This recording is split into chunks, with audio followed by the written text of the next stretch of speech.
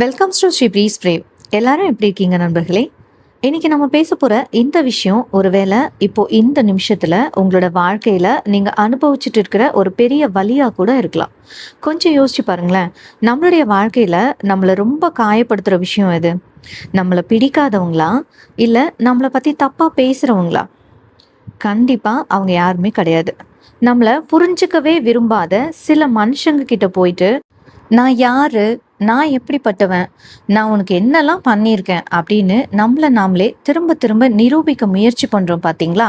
அந்த முயற்சி தான் நம்மள தினம் தினம் உள்ளுக்குள்ள சாகடிக்குது. நம்ம மனசுக்குள்ள ஒரு தவிப்பு இருக்கும். ஏன் இவங்க என்ன புரிஞ்சுக்க மாட்டேங்கிறாங்க அப்படின்னு. நான் அப்படிப்பட்ட ஆள் கிடையாதே. நான் உனக்காக எவ்வளோ விஷயம் விட்டு கொடுத்துருக்கேன். அதையே நீ பார்க்க மாட்ற. ப்ளீஸ் என்ன ஒரு நிமிஷம் புரிஞ்சுக்க முயற்சி பண்ண அப்படின்னு நம்ம அழுது கெஞ்சி நீள நீளமா மெசேஜ் அனுப்பி விளக்கங்கள் கொடுத்துக்கிட்டே இருப்போம். நாம என்ன நினைப்போம்னா, இன்னொரு தடவை தெளிவா பேசிட்டா அவங்க புரிஞ்சுப்பாங்க, நம்ம பக்கத்துல இருக்க நியாயம் அவங்களுக்கு விளங்கிடும் அப்படின்னு நம்புவோம். ஆனா உண்மை என்ன தெரியுங்களா?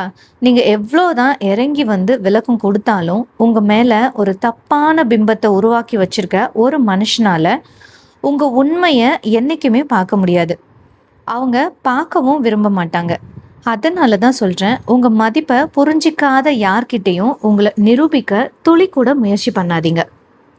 ஒரு சின்ன உதாரணம் சொல்றேன், யோசிச்சு பாருங்க. ஒரு விலை மதிப்பில்லாத வைரம் ஒன்று தெரு ஓரத்துல விழுந்து கிடக்குதுன்னு வச்சுப்போம். அதை பார்க்குற ஒருத்தர் இது வெறும் கூழாங்கல்னு நினைச்சு காலால எட்டி உதைச்சிட்டு போயிடலாம். இன்னொருத்தர் அதை எடுத்து இது ஏதோ ஒரு சாதாரண கண்ணாடி துண்டு அப்படின்னு நினைச்சு குப்பையில தூக்கி எறியலாம். இப்போ சொல்லுங்க, அந்த ரெண்டு பேரு அப்படி பண்ணிட்டாங்க அப்படின்றதுக்காக அந்த வைரத்தோட மதிப்பு ஒரு துளியாவது குறைஞ்சிடுமா என்ன? இல்ல அது உண்மையிலே கல்லா மாறிடுமா? கண்டிப்பா மாறாதுங்க. ஏன்னா அந்த வைரத்தோட மதிப்பு அதை பார்க்குற மனுஷங்களோட அறியாமையை பொறுத்தது கிடையாது. வைரத்தோட தன்மை அதுக்குள்ளேயே இருக்கு. அதே மாதிரி தான் நீங்களும். யாரோ ஒருத்தர் உங்களை மதிக்கல அப்படின்றதுக்காக உங்களோட சுயமரியாதையும் உங்களோட தகுதியும் குறைஞ்சு போயிடாது. யாரோ ஒருத்தருக்கு உங்களோட குணம் புரியல அப்படின்றதுக்காக நீங்க ஒரு கெட்ட மனுஷனா மாறிடவும் மாட்டீங்க. யாரோ ஒருத்தர் உங்களை விட்டு விலகி போயிட்டாங்க அப்படின்றதுக்காக நீங்க அன்புக்கு தகுதி இல்லாதவங்கன்னு அர்த்தமே கிடையாதுங்க. விலகி போனவங்க கிட்ட போயிட்டு விளக்கம் தேடாதீங்க. நம்ம வாழ்க்கையில பண்ற மிகப்பெரிய தப்பு என்ன தெரியுங்களா? நம்மள வேணாம்னு முடிவு பண்ணி நம்மளை விட்டு தூரமா போற ஒருத்தரை திரும்ப திரும்ப துரத்துக்கிட்டே போறதுதான். அவங்க போனை எடுக்க மாட்டாங்க. நாம திரும்ப திரும்ப கால் பண்ணுவோம். அவங்க ஒரு வரியில பதில் சொல்வாங்க. நாம பக்கம் பக்கமா பேராகிராஃப் கணக்குல மெசேஜ் அனுப்புவோம். நான் என்ன தப்பு பண்ணேன் சொல்லு? என்கிட்ட என்ன குறை கண்ட? நான் என்னை மாத்திக்கிறேன் ப்ளீஸ், ஆனா என்னை விட்டு போகாத அப்படின்னு கெஞ்சுவோம். நம்மளுடைய உண்மையான அன்பை அக்கறைய அவங்க முன்னாடி நிரூபிக்க நம்ம மொத்த சுய மரியாதையும் தூக்கி அவங்க காலில் போடுவோம். ஆனா நண்பர்களே, கொஞ்சம் அமைதியா உட்காந்து யோசிச்சு பாருங்களேன். உன்னை புரிஞ்சுக்கணும்னு நினைக்கிற ஒருத்தருக்கு உன்னோட சின்ன மௌனமே புரியும். ஆனா உங்களை ஒதுக்கணும்னு நினைக்கிற மனுஷனுக்கு முன்னாடி நீங்க ரத்தம் கக்கிட்டு நின்னா கூட நீங்க நடிக்கிற அப்படின்னு தான் சொல்லுவாங்க. அந்த இடத்துல நீங்க எதுவும் பேசாம எந்த விளக்கமும் கொடுக்காம அமைதியா அந்த இடத்த விட்டு விலகி வர்றீங்க பாத்தீங்களா? அது உங்களோட பலவீனம் கிடையாது நண்பர்களே. அது உங்களோட தோல்வியும் கிடையாது. அதுதான் உங்களுடைய செல்ஃப் ரெஸ்பெக்ட். உங்க மேல நீங்க வச்சிருக்கிற மரியாதை. நம்மளுடைய வாழ்க்கை பயணத்துல நம்ம ரெண்டு விதமான மனுஷங்களை சந்திப்போம். முதல் வகை, நீங்க எதுவுமே பேசாம சும்மா அமைதியா உட்கார்ந்துருந்தா கூட உங்களுடைய முகத்தை பார்த்தே உங்க மனசுல என்ன வலி இருக்கு, நீங்க என்ன நினைக்கிறீங்கன்னு புரிஞ்சுக்கிறவங்க. இவங்க ரொம்ப குறைவான அளவே இருப்பாங்க. ரெண்டாவது வகை, நீங்க 1000 வார்த்தை பேசி ஆதாரத்தோட எடுத்து வச்சாலும் நீங்க பண்றதையெல்லாம் ஏதோ ஒரு தப்பான கண்ணோட்டத்திலேயே பார்க்குற மனுஷங்க. நாம பண்ற முட்டாள்தனம் என்னன்னா, நம்மள நல்லா புரிஞ்சு வச்சிருக்கிற முதல் வகை மனுஷங்களை கண்டுக்காம விட்டுட்டு நம்மள தப்பாவே பார்க்குற இந்த ரெண்டாவது வகை மனுஷங்களை சமாதானப்படுத்துறதுலயே நம்மளோட ஆயுசு முழுக்க செலவழிச்சிட்டு இருப்போம். இனிமே அதை பண்ணாதீங்க தயவு செஞ்சு. முதல் வகை மனிதர்களை மட்டும் மனசுல வச்சுக்கோங்க. ரெண்டாவது வகை மனுஷங்களுக்கு முன்னாடி உங்க வாயை மூடிக்கோங்க. அவங்களுக்கு உங்களுடைய விளக்கம் தேவையே இல்லை. எப்போ நீங்க இந்த உலகத்துல யார்கிட்டயும் உங்களை நிரூபிக்க தேவையில்லைன்னு ஒரு முடிவுக்கு வர்றீங்களோ, அன்னைக்கு உங்களோட மனசுக்குள்ள ஒரு மிகப்பெரிய அமைதி பிறக்கும். அது வரைக்கும் உங்க மண்டைக்குள்ள ஓடிட்டு இருந்த பல குரல்கள் தானா அடங்க ஆரம்பிக்கும். அவங்க என்ன நினைப்பாங்களோ, நாம இப்படி பேசினா இவங்க தப்பா எடுத்துப்பாங்களோ, நம்ம போடுற ட்ரெஸ்ஸை பத்தி மத்தவங்க என்ன பேசுவாங்க, நாம எடுக்கிற முடிவை சொந்தக்காரங்க பாராட்டுவாங்களா, இந்த தேவையில்லாத பயங்கள் எல்லாம் உங்க மனசை விட்டு மொத்தமா விலகிடும். அதுக்கு பதிலா உங்க வாழ்க்கையில முதல் முறையா ஒரு மிக சரியான கேள்வி உங்க மனசுக்குள்ள எழும். நான் என்ன நினைக்கிறேன், எனக்கு எது நிம்மதியை தருது, என் மனசாட்சிக்கு எது சரின்னு படுது, இதுதாங்க உண்மையான விடுதலை. இது வரைக்கும் நீங்க மத்தவங்க கிட்ட உங்களுக்கான அதிக அங்கீகாரத்தை மத்தவங்க கொடுக்குற குட் பாய் இல்லாட்டி குட் கேர்ள் அப்படின்ற சர்டிஃபிகேட்டை எதிர்பார்த்து வாழ்ந்துட்டு இருந்தீங்க. ஆனால் இன்னையிலேருந்து உங்களுக்கான அங்கீகாரத்தை நீங்களே கொடுத்துக்க ஆரம்பிங்க. உங்களை நீங்களே நேசிக்க ஆரம்பிங்க. மற்றவங்களோட கருத்து உங்களுடைய உண்மை கிடையாது. இந்த உலகத்தில் 1000 பேர் 1000 பேசுவாங்க. நீங்கள் ஒரு புது முயற்சி எடுப்பீங்க, உடனே ஒருத்தன் வந்து இதெல்லாம் உனக்கு செட் ஆகாது, நீ தோத்து போயிடுவேன்னு சொல்லுவான். நீங்க ஒரு இலக்கை நோக்கி ஓடுவீங்க, இன்னொருத்தர் வந்து உனக்கு அதுக்கான தகுதியே இல்லைன்னு சொல்வாரு. இன்னும் சிலர் பக்கத்து வீட்டு பையனை பாரு, சொந்தக்கார பொண்ணை பாரு, அவங்கள விட நீ ஒண்ணுமே இல்லைன்னு உங்களை மட்டம் தட்டுவாங்க. அவங்க சொல்ற எதையுமே உங்க தலையில ஏத்திக்காதீங்க. ஏன்னா அவங்க யாருமே உங்க வாழ்க்கைய உங்க இடத்துல இருந்து வாழல. ராத்திரி நேரங்கள்ல தலையணையில முகம் புதைச்சி நீங்க சிந்தின கண்ணீரை அவங்க பார்த்தது கிடையாது. உங்களுக்குன்னு யாருமே இல்லாதப்போ மனசு உடைஞ்சு தனிமையில நீங்க போராடின அந்த இருட்டு இரவுகளை அவங்க கடந்ததும் கிடையாது. நீங்க எத்தனை முறை கீழே விழுந்தீங்க, மறுபடியும் எப்படி உடம்பெல்லாம் காயத்தோட எந்திரிச்சு நின்னீங்கன்னு அவங்களுக்கு எதுவுமே தெரியாது. அப்படி இருக்கும்போது உங்களுடைய கடந்த காலமும் உங்களுடைய போராட்டமும் தெரியாத ஒருத்தனோட ஒப்பீனியன் எப்படி உங்களுடைய ஐடென்டிட்டி ஆகும்?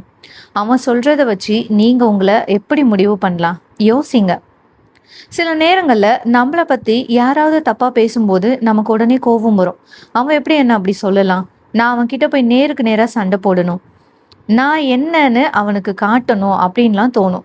ஆனால் யோசிச்சு பாருங்க, சேத்துல கல் எறிஞ்சா நம்ம மேலே தான் சேறுபடும். எல்லா இடத்துலையும் உங்களுடைய நியாயத்தை நிரூபிக்க சண்டை போட்டுக்கிட்டு இருக்காதீங்க. சில இடங்கள்ல மௌனமாக கடந்து போகிறது தான் ஆகச்சிறந்த பதிலடி.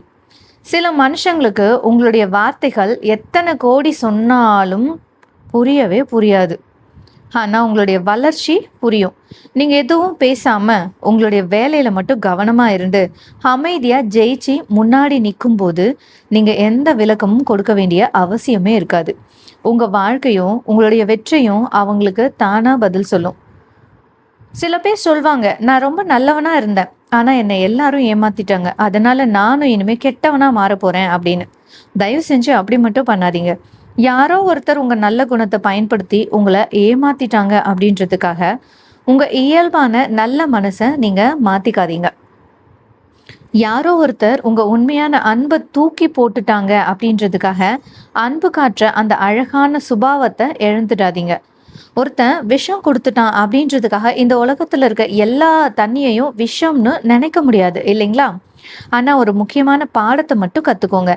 யாருக்கு எவ்வளோ இடம் கொடுக்கணும், யாருக்கு எந்த அளவு அன்பு கொடுக்கணும் அப்படின்ற எல்லைய பவுண்டரிய மட்டும் தெளிவா போட்டுக்கோங்க.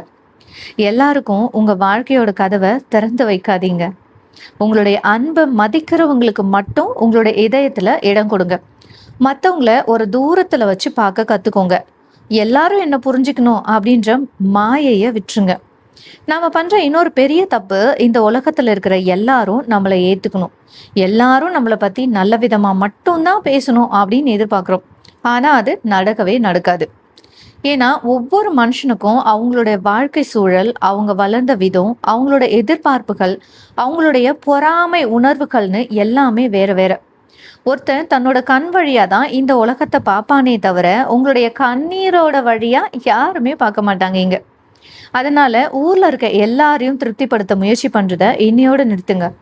உங்களோட உண்மை தன்மை என்னன்னு தெரிஞ்ச, உங்களை ஆழமா நேசிக்கிற ஒரு 4 பேர் உங்க கூட இருந்தா போதும், இந்த உலகத்தை நீங்க ஜெயிச்சிடலாம். இது ரொம்ப ரொம்ப முக்கியமான ஒரு பாயிண்ட்டுங்க. நம்மளை அவமானப்படுத்தினவங்க கிட்ட இரு, ஒரு நாள் நான் யாருன்னு உனக்கு காட்டி தரேன் அப்படின்னு ஒரு வைராக்கியத்தோட ஓடுவாங்க சில பேர். மேலோட்டமா பார்த்தா இது ஏதோ பெரிய மோட்டிவேஷன் மாதிரி தெரியும். ஆனா உண்மை என்ன தெரியுங்களா? அப்படி நீங்க ஓடினா உங்க வாழ்க்கையோட ஸ்டியரிங் வீல் இன்னமும் அவன் கையில தான் இருக்குன்னு அர்த்தம். அவன் உங்களை அசிங்கப்படுத்தினான், அதனால நீ ஓடுற. அவன் உன்னை நிராகரிச்சான், அதனால நீ ஜெயிக்க நினைக்கிற. அப்போ உங்க வாழ்க்கைய இன்னும் அவன் தானே இயக்குறான். அப்படிலாம் ஓடிட்டு இருக்காதீங்க. உங்க வெற்றிய இன்னொருத்தனுக்கு பழி வாங்குற கருவியா மாத்தாதீங்க. உனக்காக ஓடுங்க. உங்களுடைய கனவுகளுக்காக ஓடுங்க. உங்களை நம்பி உங்க கூட இருக்கிற உங்களுடைய குடும்பத்தோட சந்தோஷத்துக்காக ஓடுங்க. நேத்து நீ இருந்த நிலைய விட இன்னைக்கு ஒரு படி மேல போகணும் அப்படின்ற உங்களுடைய வளர்ச்சிக்காக நீங்க ஓடுங்க. ஒரு நாள் நீங்க வாழ்க்கையில உசந்து நிற்கும் போது திரும்பி பாருங்க. உங்களை நிரூபிக்கணும்னு நீங்க நினைச்ச எந்த மனுஷனும் உங்களுக்கு முக்கியமாவே தெரிய மாட்டான். இதுதாங்க ரியாலிட்டி. ஏன்னா நீங்க உங்களை மதிக்க கத்துக்கிட்ட அந்த நொடியிலேயே நீங்க அவங்களையெல்லாம் தாண்டி பல மைல் தூரம் முன்னாடி போயிருப்பீங்க. இப்போ நான் சொல்ற இந்த 5 விஷயங்களை உங்க மனசுல ஆழமா பதிய வச்சுக்கோங்க. உங்களை புரிஞ்சுக்க மனசு இல்லாதவங்க கிட்ட ஒருபோதும் நீளமா விளக்கம் கொடுக்காதீங்க.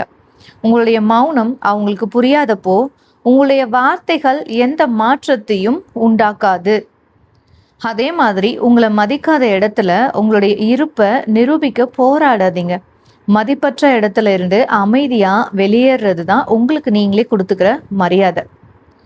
உங்களை வேணாம்னு நினைச்சு விலகி போனவங்களை பிடிச்சு இழுத்து உங்களுடைய மன அமைதியை தொலைச்சிடாதீங்க. போறவங்க போகட்டும், வர்ற நல்லவங்களுக்கு வழிவிடுங்க. இந்த ஊர் என்ன சொல்லுது அப்படின்றத விட உங்களுடைய மனசாட்சி என்ன சொல்லுது அப்படின்றது தாங்க உங்களுடைய வாழ்க்கைக்கு ரொம்ப ரொம்ப முக்கியம். யாருக்கும் எதையும் நிரூபிக்கிறதுக்காக ஜெயிக்காதீங்க. உங்களுடைய வாழ்க்கையை அழகாக்க, உங்களுடைய நிம்மதிக்காக மட்டும் ஜெயிச்சு காட்டுங்க. இன்னைக்கு இந்த வீடியோவை பார்த்துட்டு இருக்கிற உங்கள சிலர் ஏதோ ஒரு உறவுக்காகவோ ஏதோ ஒரு நட்புக்காகவோ இல்லாட்டி உங்களுடைய வேலை பார்க்குற இடத்துலையோ உங்களுடைய மனசை கிழிச்சு போட்டு இருக்கலாம். நான் உங்களுக்கு உண்மையாக தான் இருந்தேன், நான் எந்த துரோகமும் பண்ணலையே, நான் உன்னை எவ்வளோ தாங்கினேன் தெரியுமா அப்படின்னு யார்கிட்டையாவது அழுது புலம்பிக்கிட்டு நீங்கள் இருக்கலாம். இன்னையிலேருந்து அதையெல்லாம் அப்படியே தூக்கி போட்டுட்டு உங்களை புரிஞ்சுக்க நினைக்கிற மனுஷங்களுக்கு உங்களுடைய ஒரு பார்வை போதும். ஸோ உங்களை வெறுக்க முடிவு பண்ணிட்ட மனுஷங்களுக்கு உங்களுடைய உயிரையே கொடுத்தாலும் போதவே போதாது. அதனால இன்னையிலேருந்து உங்களை நிரூபிக்கிற அந்த வீண் வேலையை தூக்கி போட்டுட்டு உங்களை வளர்த்துக்க ஆரம்பிங்க. உங்களை நேசிக்க ஆரம்பிங்க. உங்களுக்கான ஒரு அழகான சாம்ராஜ்யத்தை உருவாக்க ஆரம்பிங்க. ஒரு நாள் வரும், அன்னைக்கு உங்க அமைதியே உங்களுடைய பதிலா இருக்கும். உங்களுடைய வளர்ச்சியே அவங்களுக்கான சவுக்கடியா இருக்கும். உங்களுடைய வெற்றியே அவங்களுடைய வாயை அடைக்கும். அது வரைக்கும் நிதானமா இருங்க. யார்கிட்டையும் உங்களை நிரூபிக்காதீங்க. உங்களுக்காக நீங்க வாழ ஆரம்பிங்க.